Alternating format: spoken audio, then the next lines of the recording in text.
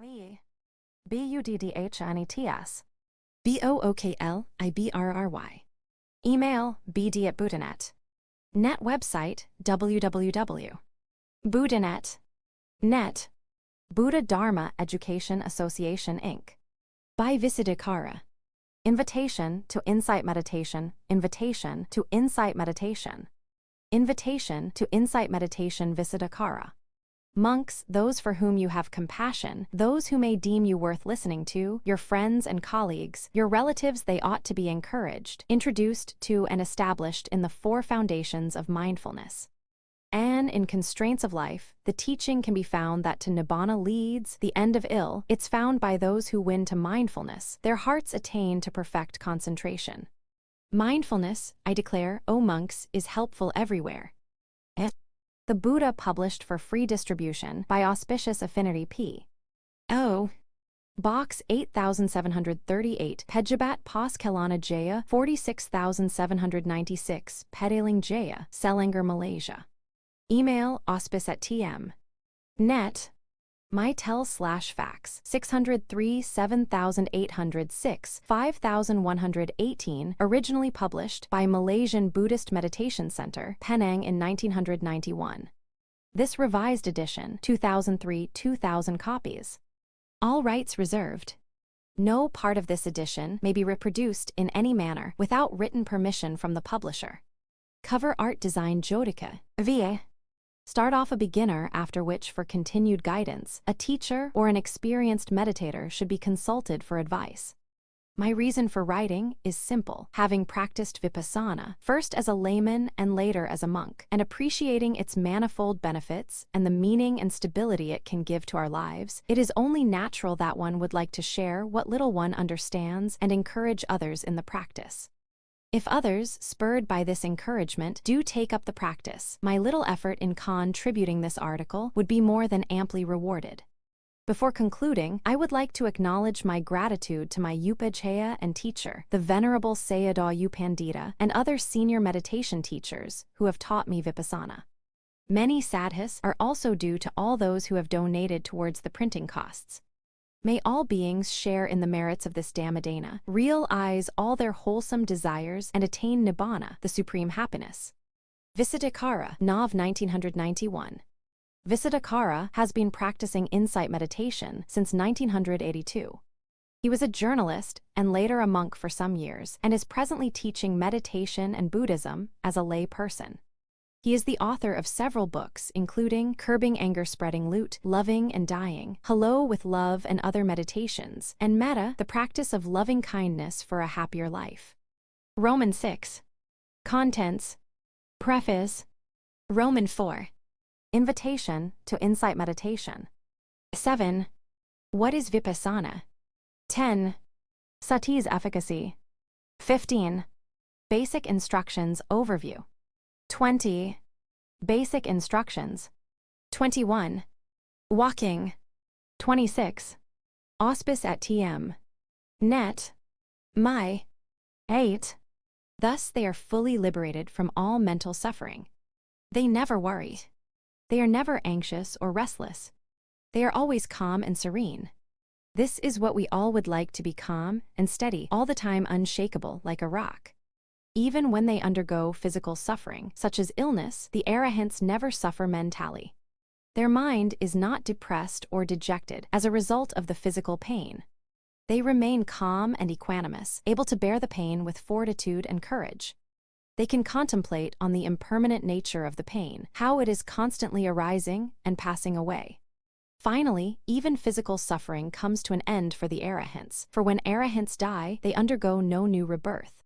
If there is no birth, there is no decay and death together with the accompanying suffering one faces while living. So if there is no birth, there is no suffering.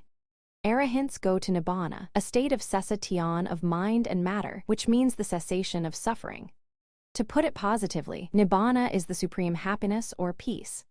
By doing Vipasana, we are walking along the path of the arahants. We may not become arahants overnight, but we are heading in that direction, the right direction. Our mind will become more and more calm and peaceful as we progress along the way. We begin to enjoy the fruits of our practice: mental joy, calm, bliss, equanimity, wisdom, etc. We will be better poised to face the vicissitudes of life, such as the 8 worldly conditions of loss and gain, or success and failure, happiness and unhappiness, praise and blame, fame and disrepute. We will be able to stay in the middle, cool and collected amid the changing fortunes of life. This is what we want, a steady, peaceful mind, but most of us don't know how to go about it. The Buddha has discovered the way more than 2,500 years ago. He wants to share it with all of us. He wants to show all who would care to listen the way to purify the mind and reach the end of suffering. Those who practiced during the Buddha's time attained mastery over their mind. They were 9. Liberated from both mental and physical suffering. Those who continued to practice even after the Buddha's time also attained liberation. The Vipasana method has been handed down from generation to generation through monks and lay teachers. Today we still have the method. It would be a pity and a great loss if we do not avail ourselves of the opportunity to practice. The Buddha, in fact, wants us to inherit the true essence of his teaching, not just the superficial aspects. He has always stressed that his teaching is aimed primarily at putting an end to all suffering. He was concerned about the human condition, and he wants to show us the way to control our mind and eradicate suffering. If we do not take up the golden opportunity, we will have missed something truly priceless in our lives. We will have missed the essence of the Buddha's teaching. The teaching of Vipasana is a scientific one in that one need not subscribe to any dogma or faith. One only has to practice and observe the results for oneself. Only when we undergo positive changes in our mental states will we come to appreciate the value of the practice. Only when we see how our mind becomes more trained and controlled, how we can be more steady, calm, and peaceful, only then will we come to acknowledge the Buddha as a great teacher. In the Pali text, the Buddha is acknowledged as the incomparable teacher of gods and men. But we do not ask people to believe in Buddha by mere faith. We ask them to practice and experience the results for themselves and then believe. Such kind of faith is not based on mere belief, but on experience and verification through practice. The Buddha himself invites us with the words ehai pasiko. It means come and see. You need not have to believe what I tell you, but only come and practice and find out for yourself. Then you can accept or reject. In this article, we extend an invitation to all and sundry to come and practice and see for themselves. 10. What is Vipasana? Vipasana is essentially the observation of what goes on in our mind and body. This will lead to the understanding of the impermanent, unsatisfactory, and insubstantial nature of all phenomena. More of this will be explained later. Vipasana involves the application of mindfulness sati to observe mental and bodily processes. For example, we observe sensations such as hardness, softness, tension, stiffness, relaxation, cold, and heat in our body. The Buddha explained these phenomena as the primary qualities of matter rupa. Matter is said to be made up of 4 primary elements, which are given the names of earth pathavi, water apo, fire tejo, and air vayo. They are not literally earth, water, fire, and air, but these terms are used to express certain qualities. For example, hardness and softness are characteristics of the earth element, cohesion and fluidity, the char characteristics of the water element, heat and cold, the characteristics of the fire element, and tension, motion and support, the characteristics of the air element. These elements are said to be the ultimate realities, paramattha, of what constitutes the body or matter. As we observe these various physical phenomena such as hardness and softness, cold and heat, we will eventually see how they arise and pass away from moment to moment, how they do not remain the same, but are constantly undergoing arising, decay, and dissolution. Initially, it will be difficult to pay close attention, but with persistent practice and developed mindfulness, one will see vividly the constant arising and passing away of phenomena. This observation may extend to all phenomena that arise at the 6 sense doors, I. At the moment of seeing, hearing, smelling, tasting, touching, and thinking. One can experience in a unique way how phenomena arise and pass away in series. For example, seeing is not just one seeing but a series of seeing, I. A series of seeing. 11. Consciousness arising and passing away. Similarly with hearing and the rest. So too in walking and stretching, one may observe a series of movements, not just one movement, but a series of uncountable movements arising and passing away at a very fast speed. As with physical phenomena, so too with mental activities. In fact, mind is arising and passing away faster than matter. We observe that it is not one mind that thinks, but a series of minds arising and passing away. All these must be experienced to be understood. Conceptual or intellectual understanding alone is not enough. Only experiential understanding will leave us with no doubt whatsoever on the impermanence anicca, unsatisfactoriness dukkha, and insubstantiality anatta of existence. Seeing how mental and physical phenomena are constantly in a state of flux, arising and passing away, we can see that there is no such thing as security in the world. We can't hold on to anything. Things arise and pass away according to conditions. They are not lasting. They are impermanent. Whatever arises must pass away. Seeing this truth occurring vividly in our own mind and body complex will bring about a change for the better in our outlook on life. We will begin to cultivate a realistic, wise, and detached attitude towards life. We will continue to do our work as usual, responsibly and well. We will cherish our loved ones, take good care of them. We will relate with kindness and compassion towards all beings. But no more will we be attached to conditions or expect them to remain always to our liking. Understanding impermanence, we can accept it when a loved one passes away. We can accept when good conditions pass away and bad ones arise. We understand that this is the nature of existence, and we have now become matured enough to take it calmly without anger, bitterness, without tears, depression, or sorrow. There will only be the wisdom that what has the nature of arising must as a consequence pass away. How can it be otherwise? To wish for it to be. 13. The mind too has to be taken care of, for it often gets sick by becoming depressed, worried, angry, etc. The meditator understands the suffering inherent in formations, in having this mind and body. He bears it with courage and fortitude. He goes about discharging his responsibilities cheerfully, accepting the reality of life. But there is this difference. He now has a goal, a sense of direction. He is working towards the elimination of all suffering. He continues his practice of meditation and dedicates all his deeds towards the attainment of the highest wisdom. He is charitable. He helps others, feeling compassion for all those who are suffering. He observes morality such as non-killing, non-stealing, non-sexual misconduct, non-lying, non-taking of intoxicants and drugs, and thus displays sensitivity and consideration for his fellow beings. Understanding anicca impermanence also leads to the understanding of anatta insubstantiality, or not self. The meditator becomes more and more selfless. How? Having seen impermanence, he understands that ultimately there is no I, no ego, or a permanent entity. Everything is always in a state of flux. There is only a continuous process of mind and matter arising and passing away according to conditions. Thus, he sees through the illusion of selfhood. The so-called I is just made up of these processes, and it is actually just a bundle of suffering. By wrongly identifying these processes as an ego, an I or self, he suffers more. His pride increases, and whenever something goes amiss, he thinks it is I who is suffering.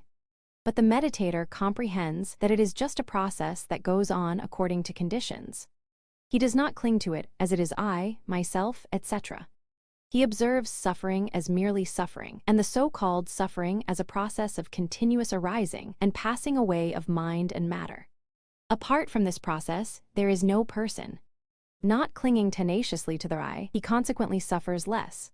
The arahant who has totally penetrated the shell of ignorance has no experience of mental suffering whatsoever. 15.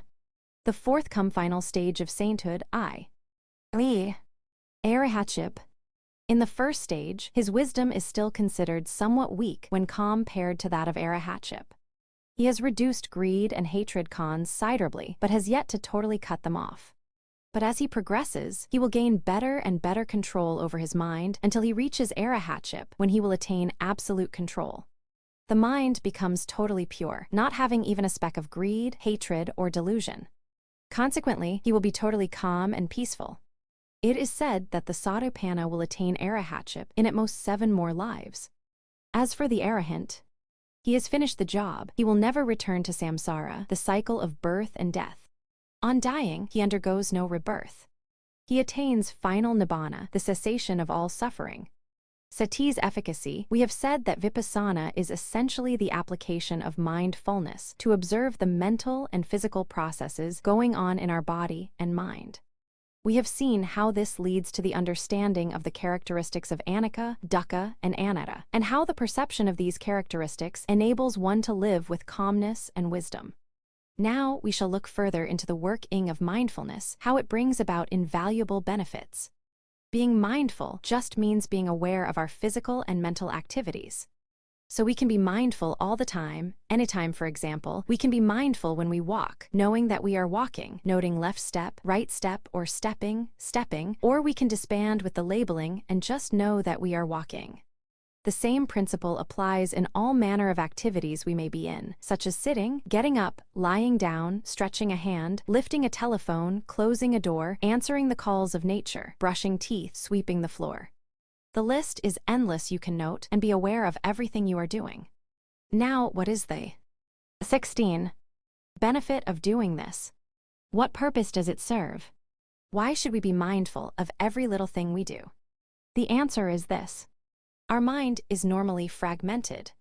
It is in the habit of wandering and thinking about things of no AC count, worrying about this or that, being anxious, fearful, etc. We often go about our daily activities preoccupied with our thoughts. Thus, we don't live in the present, in the moment. We can't do what we are doing now well if our mind is not paying full attention, but wandering here and there. Habits are hard to change, and all our lives we have been conditioned in living with a wandering mind that flits here and there every now and then. Thus, when we first begin to discover and apply mindfulness, we see how difficult it is to exercise such a simple thing as mindfulness.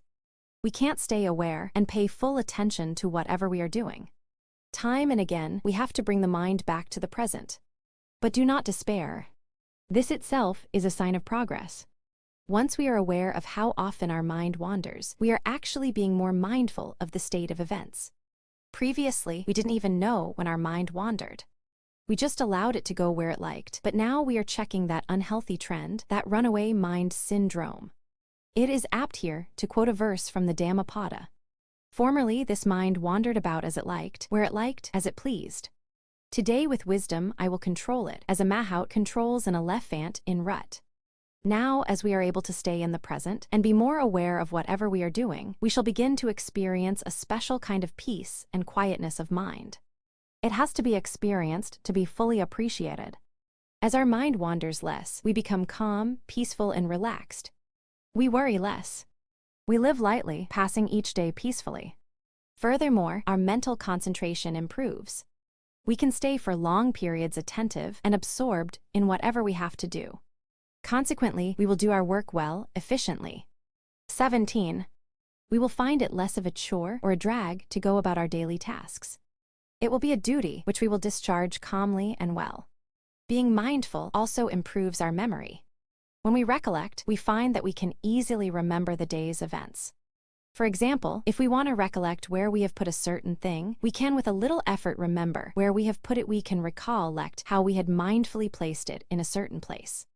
So there is no problem in finding it. We are mindful not only of our physical activities, but also our mental states. We know when happiness or unhappiness arises in us. We know when anger, depression, fear, anxiety, worry, sorrow, despair, etc. are arising. As such, we are not carried away by such states. When we are excited or happy, we wouldn't get too elated because we understand that everything is temporary, impermanent. When we are sad too, we can check the sadness and will not allow depression, etc. to set in for too long. If we are not mindful, if we do not acknowledge and observe these mental states, then we will just be carried along with them. We will get more and more miserable and have more unwholesome states of mind. But when we are able to note it, we cut off the strength of its momentum. As we note more and more, its strength is further reduced. Besides, noting gives us time to pause to institute positive states of mind to counter the negative trend.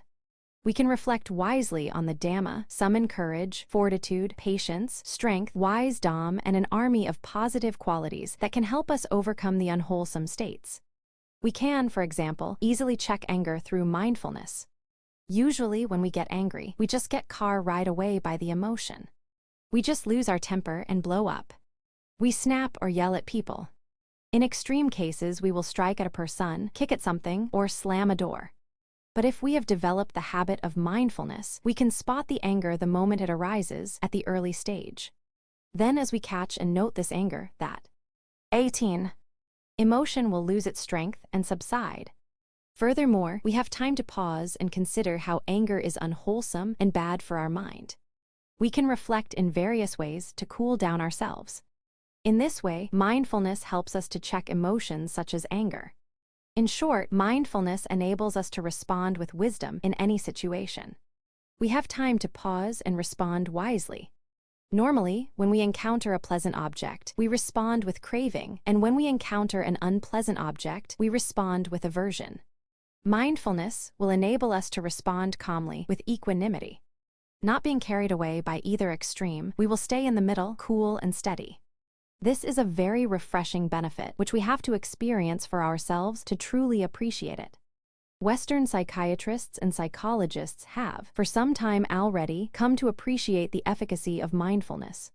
Some have even taken up the practice of Vipasana and used the technique to help heal their patients. No suppression of emotions is involved in Vipasana. One watches what arises. One acknowledges it. One watches as it passes away. One becomes, in a sense, like a detached observer. One does not identify what one experiences with an I or self or ego, but just as a mere process that arises and passes away according to conditions. In that way, we live more lightly, easily. Western doctors have, in fact, found that the state of mind has a bearing on the physical health of a person. Diseases are sometimes caused by unhappy states of mind. Prolonged depression, anxiety, fear, unhappiness, etc. can lead to chemical imbalances and other disorders, which can even cause diseases such as cancer and heart ailments. Unwholesome mental states may also lower resistance against infection, and thus one becomes more susceptible to diseases.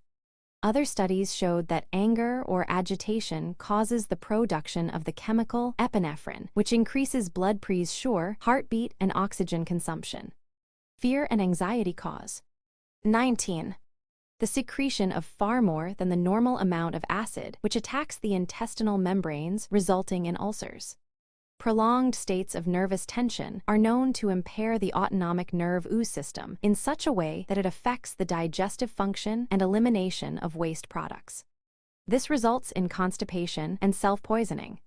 On the other hand, it is found that peaceful states of mind are conducive to physical health. Because of diseases having a relation to the mind, doctors have encouraged patients to take up meditation, which can have a healthy effect on both body and mind. According to the scriptures, when there is samadhi concentration, we experience mental rapture piti and bliss sukha. This brings about the production of healthy cells or matter in the body. Sataja rupa equals matter born of mind. As such, meditators have been known to be cured of various diseases, even chronic ones, when they reached an advanced level of practice. Such cases, including those of tumors which might be malignant, have been documented in a book called Dhamma Therapy, written by Mahasi Sayadaw and translated from the Burmese by Bhikkhu Agasara. Thus, in addition to mental well-being, meditation is conducive to physical health. This should be a further incentive to take up meditation practice in today's stressful world and fast lifestyle. The various other benefits of mindfulness described earlier are also worthy of consideration. Ultimately, the gaining of wisdom will bring the greatest satisfaction and happiness.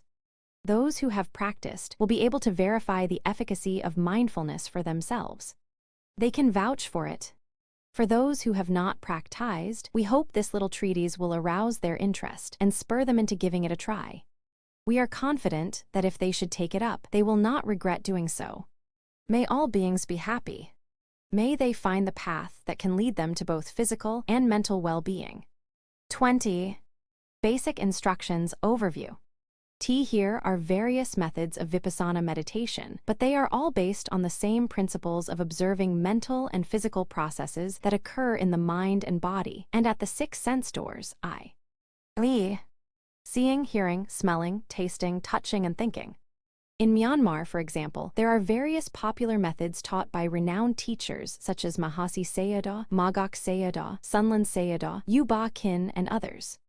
These teachers had passed away, but their disciples are continuing teaching their methods, which have become widely practiced. The methods may differ in the initial primary objects that the meditator starts off with, but they are all based on the Satipatthana Sutta discourse on the foundations of mindfulness taught by the Buddha. Here we will be giving in brief the method taught by Mahasi Sayadaw.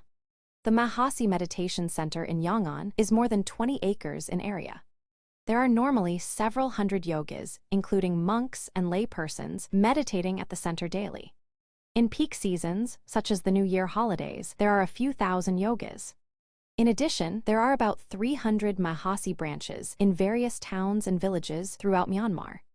The instructions we will give here are brief and basic, but it is enough for one to try some practice at home. For further instructions and advice, however, one should approach a teacher or an experienced meditator. As quite a number of people has been practicing the Mahasi method, one may be able to contact experienced meditators in various towns in Malaysia. It is best, of course, to be close to a teacher, but unfortunately, there are not many teachers of Vipasana meditation in Malaysia, so beginners could consult with the expert and said meditators when they are unable to approach a teacher. 21. Attending a retreat is the best way of getting acquainted with the method. In retreat centers, practice is intensive, and one will be sure to get a good grounding in the practice and understanding of mindfulness. There are now 3 main retreat centers teaching the Mahasi method in Malaysia: the Malaysian Buddhist Meditation Center in Penang, Santasakarama Meditation Hermitage in Kota Tinggi, Johor, and the Lunas Meditation Hermitage in Lunas, Kedah. In addition, some Buddhist societies in various towns are also teaching Vipasana in their premises. Beginners should make an effort to attend a retreat, spending from, say, 10 days to several weeks or even months in intensive practice. After a retreat, they will find practice at home much easier, having had a good grasp of the method and the way to maintain mindfulness. Basic instructions: sit in a cross-legged position. You could sit with one leg on top of another, as in the half-lotus or quarter-lotus position, or with both legs placed on the ground. See diagram on pages 22. Sometimes placing both legs on the ground is recommended, as one may be able to sit more comfortably in this position, there being no pressure of one leg pressed against another. Sitting full lotus is most difficult, as pain normally sets in very quickly. Few yogis can sit full lotus for long. Those who are unable to sit cross-legged may sit on a stool or chair with their hands placed on the lower thighs. Sitting on a chair is, however, unless unavoidable, normally not recommended. Keep the back straight, but not too stiff nor too loose. It should be erect and comfortable. The hands can be placed in front, say, with the right palm on the left palm and with the thumbs touching. Note the right palm on the left palm and with the thumbs touching. See diagram. Now close your eyes and you are ready to begin. 24. Observe and be aware of whatever sensations as they occur without thinking or analyzing. As the yogi is noting the rising and falling of the abdomen, his mind may wander, especially in the case of beginners. Whenever his mind wanders, he should note wandering, thinking, etc. If he was worrying, he can note worrying, planning something, planning, imagining, reflecting on the past, reflecting, and so on. After noting the thinking, etc., he should not continue thinking. He should let it go and go back to noting his primary object, the rising and falling of the abdomen. If a sound distracts his attention, he should note hearing, after which he should not pay further attention to the sound, but go back to noting the rising and falling. If an itch arises on his face or any part of his body, he should note itchy. He should try to observe the sensations closely, how they change, become more intense, subside, etc. If he is unable to bear the itch and wants to scratch, he should note the intention to scratch. Then he should not as yet scratch. He should wait a while and note a little longer, for the desire to scratch may pass away. Then, when he feels strongly like scratching again, he may do so this time. But he should do so very slowly, observing all the movements involved in scratching, the the lifting of the hand to the itchy area, the touching, scratching, the sensation of relief, the withdrawing of the hand, and putting it back to its original position. As with itch, so too with pain. When pain develops, he should note pain. He should observe the pain closely, seeing what kind of pain it is. Is it a pricking pain, a cutting pain, a pulling pain, a twisting pain, etc.? Does it remain the same or change? Does it move around or stay in a spot, etc.? In this way, he can note the pain in its various forms and modes. He is to note the pain calmly, detachedly, without mental resistance. He should not wish for the 25. Pain to go away or to stay. If he should desire the pain to go away, then he should note that desire. He should have the attitude of just wanting to note and know the pain as it is. Whether it goes away or not should not be his primary concern. If he can note in this way, he will have less problem putting up with pain. Pain is also a meditation object in Vipasana and can be a good one because it can keep us wide awake.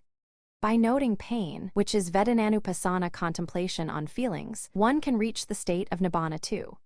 If the pain subsides, the yogi should revert to noting the rising and falling of the abdomen. If the pain becomes unbearable and he wants to, say, shift his leg or straighten his body, then just as in the case of noting itch, he should not shift immediately. He should note the desire to shift, then continue to note the pain for a little longer. After that, if he still must shift, he should do so very slowly, observing all the movements involved in shifting. Restlessness, boredom, drowsiness, aversion, anger, craving, and various mental states are liable to arise during the sitting. These mental states, too, are to be noted, and attention then reverted to the rising and falling of the abdomen. Should one see any lights, visions, images, etc.? During meditation, such lights and images are also to be noted as seeing. One should not pay long attention to these lights and images. After noting them, one should not pay them further attention, but should revert to noting the rising and falling. A beginner should make persistent effort to note the rising and falling of the abdomen. If despite persistent effort he cannot observe them, then he may note sitting and touching. But first, it must be emphasized that he should try hard to get the rising and falling movements. This is because the rising and falling are good objects, and thousands of yogis have benefited from noting them. So he should put an effort, even for days and weeks, to note clearly the rising and falling movements of the abdomen. If despite his 26 efforts the movements are indiscernible, then he may note sitting and touching. When one notes sitting, one should be aware of the upright posture. Just no one is sitting and upright. Note the upright posture as sitting, and then note the touching sensation at the right buttock, the touching sensation between the buttock and the ground. Then note sitting followed by touching, this time at the left buttock. Then note sitting followed by touching, this time at the hands, the touching sensation at where the two hands are placed together. In this way, one is noting touching at 3 points, each time alternated with sitting. To repeat, first one notes sitting, then touching at the right buttock, then again sitting and touching at the left buttock, then again sitting and touching at the hands.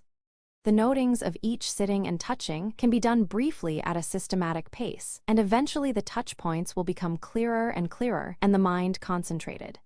If while noting sitting and touching, the rising and falling become clear, one may revert to noting rising and falling. Walking meditation comes under the Iryapatha postures section of the Satipatthana Sutta, where the Buddha instructed that the monk when going should know that he is going gakanto va gakamiti pajanati. Practicing any of the 21 sections of the Satipatthana Sutta can lead to the attainment of wisdom kulmi, nating in arahatship. Walking also helps to arouse the effort faculty, so that when one sits, one can be mindful and alert. Long sittings without walking may lead to excess concentration samadhi that is not balanced with effort or energy virya. When concentration is in excess and effort deficient, sluggishness and drowsiness will creep in. Thus, in an intensive retreat, yogis are instructed to balance walking with sitting by walking 1 hour and sitting 1 hour. In this way, there could be about 7 walkings, 27, and 8 sittings totaling 15 hours in a day of practice. At other times, such as when eating, bathing, etc., yogis should also be mindful of all their daily activities. There are 3 ways of doing the walking meditation. 1. Brisk walking. 2. 2 parts of a step, and 3 parts of a step. 1. Brisk walking. The yogi walks up and down at a normal or brisk pace. He notes just the stepping eye. As he walks, he notes right step, left step accordingly as he steps down his foot. When he reaches the end of his walk and turns around, he notes turning, and then right step, left step again as he walks up and down. 2. Noting 2 parts of a step. In noting 2 parts of a step, he slows down and notes the lifting and lowering down of the foot. As he lifts, he mentally labels the movement as lifting. He follows this movement closely from beginning to end from the moment he raises his heel till the lifting of the toes off the ground. Then, as he lowers his foot, he mentally labels the movement as lowering and follows the movement closely from beginning to end. As his foot touches the ground, he should be aware and note the touching sensation, such as hardness and softness, cold and warmth, etc. Only when one foot is completely down on the floor should he lift the other foot. When he reaches the end of the walk and stops, he should note stopping when he stops. When he turns, he should turn slowly and note turning.